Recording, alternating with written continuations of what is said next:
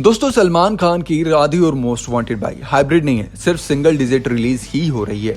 यह अंदाजा अब सही साबित हो रहा है। देश के ज्यादातर हिस्सों में सिनेमा हॉल बंद है, इसीलिए फिल्म सिर्फ ओटीटी प्लेटफॉर्म पर जी प्लेक्स पर रिलीज हो रही है। हालांकि यूएई, अमेरिका और ऑस्ट्रेलिया समेत कुछ देशों में इस फिल्म को बड़ी स्क्रीन पर भी देखा जा सकेगा। बिग बजट और बिग स्टार की डिजिटल रिलीज के हिसाब से एक नया इतिहास लिखने जा रही है। इस होम प्रोडक्शन फिल्म से सलमान ही मुनाफा कमा चुके हैं। जी ग्रुप ने ऊंचे दाम में राधे के राइट्स खरीद लिए हैं और हो सकता है कि फिलहाल कुछ समय के लिए उसे ब्रेक इवन पर आने में दिक्कत हो, लेकिन फिर भी इसके बहाने Z5 अपने साथ बहुत सारे नए सब्सक्राइबर्स जोड़ लेगा। इस हिसाब से देखा जाए तो जी ग्रुप के आज के नुकसान में कल का मुनाफा है। पूरे हिसाब किताब में अगर कोई सबसे निराश है तो सिनेमा हॉल ऑनर्स। इनके हाथ से एक बड़ी फिल्म जा चुकी है।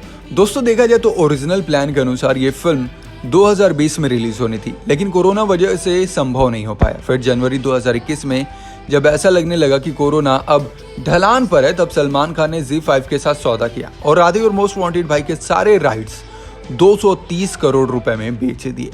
तब अंदाजा लगाया था कि 13 मई को ईद है, तब तक देश के हालात काफी सुधर चुके होंगे और ज्यादातर सिनेमा हॉल खुल चुके होंगे। जी को तब इस फिल्म में 400 करोड़ की कमाई का अंदाजा था, लेकिन कोरोना की दूसरी लहर में तब तय हो गया कि सिनेमा घरों में रिलीज संभव नहीं है। तब फिर से नेगोशिएशन हुआ और जी ग्रुप को 190 करोड़ में सारे राइट्स बेच दिए गए। पिछले महीने अप्रैल में जब देश में कोरोना फिर से जोर पकड़ने लगा था और एक के बाद एक सभी स्टेट्स में प्रतिबंध लगाए शुरू हुए, ऐसे में अमिताभ बच्चन की चेहरे समेत कई फिल्मों की रिलीज टालने का फैसला लिया गया।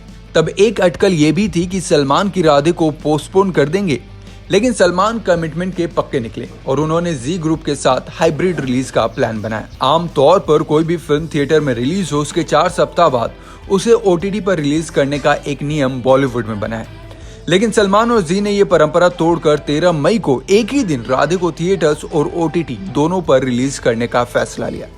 लेकिन अब ज्यादातर प्रदेश में कोरोना और लॉकडाउन के चलते ये फिल्म थिएटर्स में रिलीज नहीं होगी, सिर्फ ओटीटी पर ही दिखाई देगी। दोस्तों रिपोर्ट्स की माने तो नई डील के अनुसार जी ग्रुप सलमान को 190 करोड़ रुपए पहले ही दे चुका है।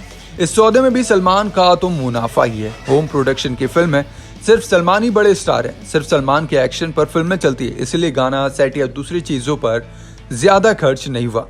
जी को पता है कि देश में अभी पेपर व्यू मॉडल नया है, लोग इस मॉडल को अपनाएं और इस पर पैसे खर्च करें। इसमें अभी समय लगेगा, लेकिन जी ने राधे के साथ साथ Z5 के सब्सक्रिप्शन पैक का प्लान भी शामिल कर लिया।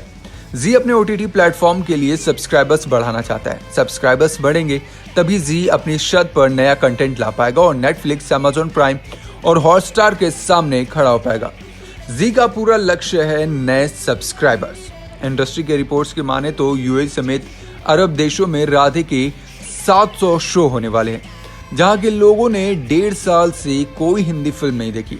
ऊपर से ये सलमान खान की फिल्म है और मौका भी ईद का है। ऐसे में उम्मीद है कि फिल्म को भी बहुत ज्यादा फायदा होगा। कहा जा रहा है कि ये फिल्म हो सकता है कि 100 से 200 करोड़ की कलेक्शन आराम से कर ले। देखा जाए दोस्तों तो पिछले 1.5 साल से सिनेमा घर के मालिकों को राधे से काफी नुकसान की भरपाई होने की उम्मीद थी। जब सलमान ने हाइब्रिड रिलीज की अनाउंसमेंट की तब उनका दिल टूट गया था। देखा जाए तब भी भारत के सिनेमा ऑनर्स एसोसिएशन के प्रमुख नितिन दातर ने एक रिपोर्ट्स में कहा था कि राधे के बाद और फिल्मों की रिलीज का फ्लो नहीं है, इसलिए शायद ही कोई सिनेमा हॉल ऑनर्स इस एक फिल्म के लिए सिनेमा घर को खोलने की कवायद करेगा। एक ही दिन ओटीटी पर रिलीज के फैसले से मल्टीप्लेक्स ऑनर्स एसोसिएशन भी नाराज थे। उन्होंने आज तक घोषित नहीं किया कि वो राधे को मल्टीप्लेक्स में लगा रहे हैं या नहीं। वैसे सलमान जैसे स्टार से कोई संबंध खराब नहीं करना चाहेगा। देखा जाए दोस्तों तो दिल्ली की डिलाइट सिनेमा के ऑनर राजकुमार मल्होत्रा ने बताया कि जब हम कोई फिल्म डिस्ट्रीब्यूटर से लेते हैं तब 50-50% की शेयरिंग होती है, यानी जो कलेक्शन होगा उसमें आधा हिस्सा हमें मिलेगा और आधा डिस्ट्रीब्यूटर को। बाद में अगर फिल्म लंबी चलती है तो जो हफ्ते हफ्ते सिनेमा हॉल को ज्यादा प्रतिशत मिलता है और डिस्ट्रीब्यूटर को कम। मतलब कि अगर कोई फिल्म ज्यादा हफ्ते चल गई तो सिनेमा हॉल को बहुत अच्छी आमदनी होती है। पूरे बॉलीवुड में सलमान की फिल्म सबसे ज्यादा कलेक्शन लाती है। सिंगल स्क्रीन के लिए तो मानो सलमान की फिल्म वरदान होती है। सबसे ज्यादा मुनाफा सलमान की फिल्म देती है।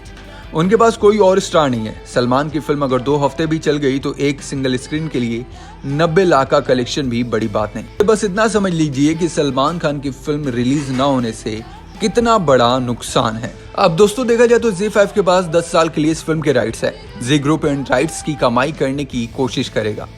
संभव है कि कुछ समय के बाद वो न सिर्फ ब्रेक इवन लागत के बराबर आ पाएगा बल्कि अच्छा खासा मुनाफा भी कमा लेगा। और ऐसे में देखा जाए तो सिनेमा ओनर्स को काफी बड़ा नुकसान हुआ राधे फिल्म की वजह से। वेल दोस्तों, इस वीडियो में बस इतना ही। Thank you so much.